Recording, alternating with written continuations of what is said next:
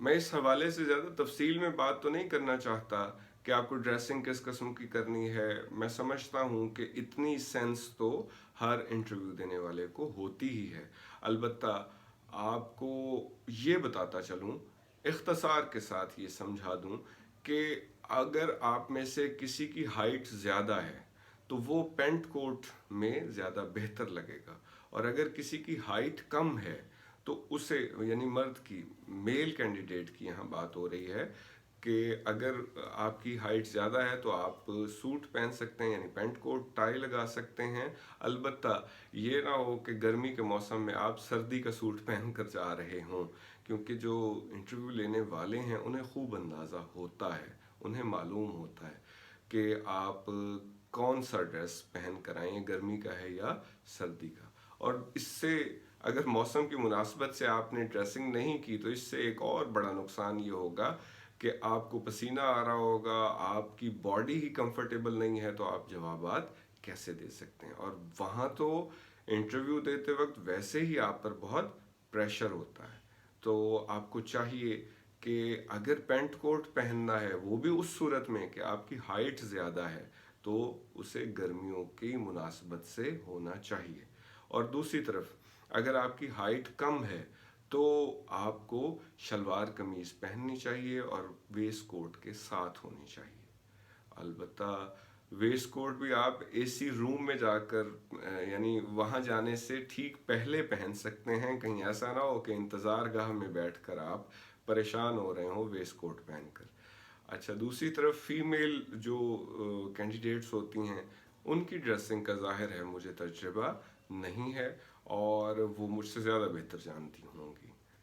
अगली बात ये अर्ज़ कर दूं कि चाहे आप मेल हैं या फीमेल हैं, अगर आप छोटे कदम उठाएंगे, यानी आपके कदमों के दरमियान फासला कम होगा, तो आप कंफ्यूज नज़र आएंगे।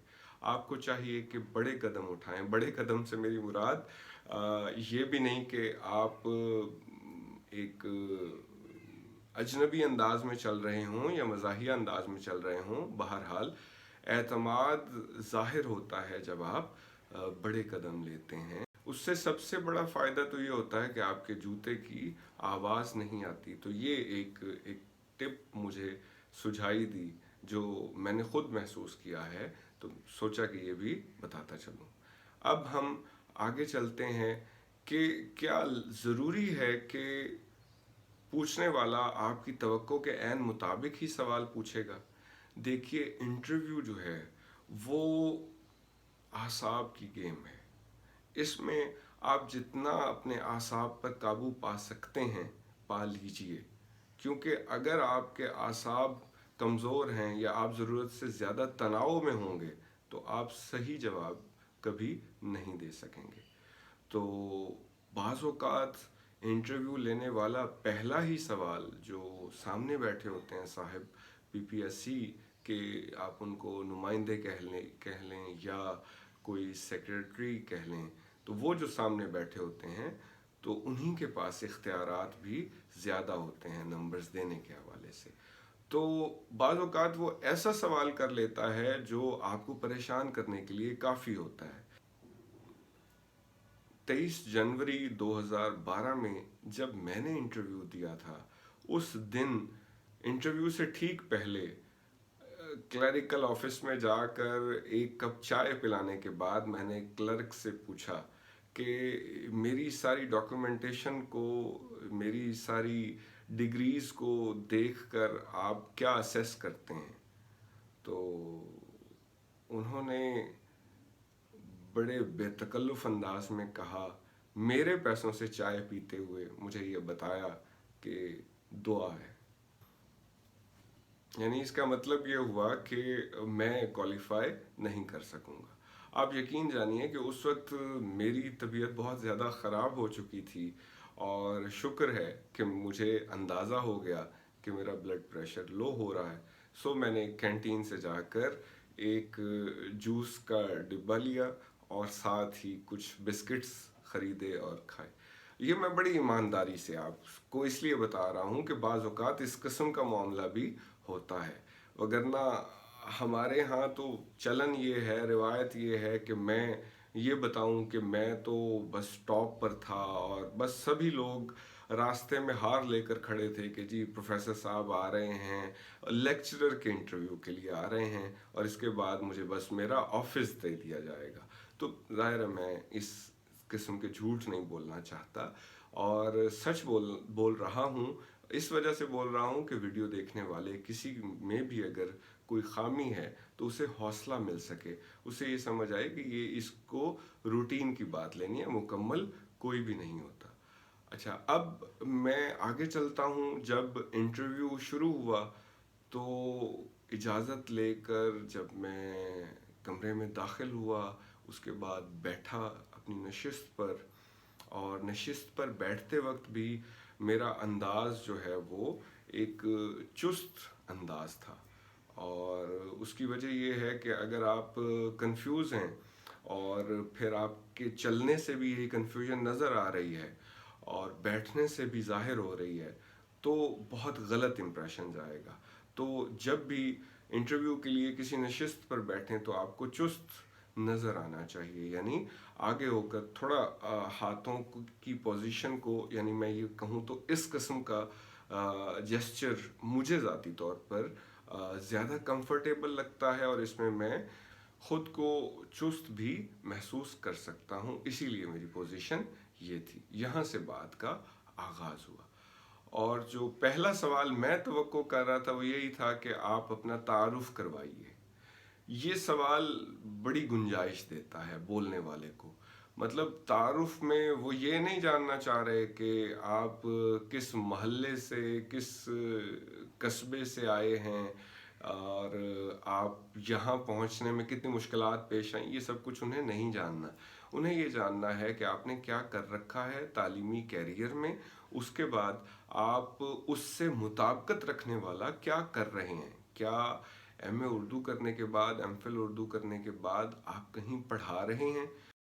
उस सवाल के ज़रिए से उन्हें ये भी जानना है कि आपकी दिलचस्पी का महवर क्या है। यानी वो ये समझना चाह रहे होते हैं कि आपका फील्ड ऑफ इंटरेस्ट क्या है। मिसाल के तौर पर कोई मुझसे ये पूछे कि अपना तारुफ करवाइए, तो मैं अब यही कह सकूँगा कि मैं खुर्रम शहजाद हूँ और एक गवर्नमेंट कॉलेज में टीचर हूँ, लेक्चरर हूँ। 2016 में मैंने एमफिल मुकम्मल किया था और मकाला लिखा था मुल्तान में उर्दू तनकीद का इर्तका। उसके बाद 2017 से 21 का मेरा सेशन पीएचडी का था और मेरा मौजू है यौक दरीदा का तहरीर असास फ़लसफ़ा मगरबी और उर्दू तनकीद के तनाजुर में। पीएचडी का मेरा यही मकाला बहुत जल्द शाया होने जा रहा है सिटी बुक पॉइंट कराची से। अब मैंने बड़े इख्तसार के साथ उन्हें अपने बारे में कुछ बताना चाहा है और साथ ही उन्हें ये समझा दिया कि मेरा फील्ड ऑफ इंटरेस्ट क्या है, यानी उर्दू तनकीद। इस मजमून के साथ साथ मेरी जो स्पेशलाइजेशन है वो पोस्ट मॉडर्न क्रिटिसिज्म में है, या जिसे माबाद जदीद उर्दू तनकीद कहा जाता है। अब यहाँ एक वजाहत ज़रूरी है कि लाजमी नहीं कि आपने एमफिल कर रखा हो या आप पीएचडी हो, जिस तरह से मैंने 2011 में सिर्फ एमए उर्दू किया था और मुझसे जब तारुफ का पूछा जाना था तो मैंने सोच रखा था कि मैं ख़ुद से बता दूंगा कि मेरी दिलचस्पी का महवर उर्दू तनकीद है, यानी ये मेरा सब्जेक्ट है। लेकिन जब इंटरव्यू शुरू हुआ तो पहला ही सवाल मुझसे ये किया गया कि आपके एमए उर्दू में नंबर 50% से भी कम क्यों हैं। जाहिर है किसी परेशान उम्मीदवार को और ज़्यादा परेशान करने के लिए ये बात काफ़ी थी। लेकिन मैंने जिस तरह से पहले अर्ज़ किया कि अल्लाह का शुक्र है कि कमरा इंटरव्यू में दाखिल होने से पहले एक ख़याल मुझे ज़रूर आ चुका था, वो ये कि अगर इस मौके पर मैं कंफ्यूज हो गया, परेशान हो गया, तो ये मौका ज़िंदगी में फिर पता नहीं कितने सालों के बाद आए। सो मुझे अपने आसाब को मजबूत रखना है, खातिर जमा रखनी है। जब पहला ही सवाल परेशान करने वाला आया तो मैंने अर्ज़ किया سر واقعی میرے نمبر کم ہیں، لیکن اس کی ایک وجہ یہ بھی تھی کہ میں نے سول لائنس کالج ملتان سے ایم اے اردو کیا تھا، تو وہاں کے جو اسٹوڈنٹس ہوتے ہیں ان کے پیپر پرائیویٹ کینڈیڈیٹس کے ساتھ چیک ہوتے ہیں، جبکہ کسی بھی یونیورسٹی میں کلاس ٹیچر ہی پیپر چیک کرتا ہے، تو نمبر زیادہ ملنے کے امکانات بھی یونیورسٹی میں پڑھنے والے اسٹوڈنٹ کے پاس زیادہ ہوتے ہیں۔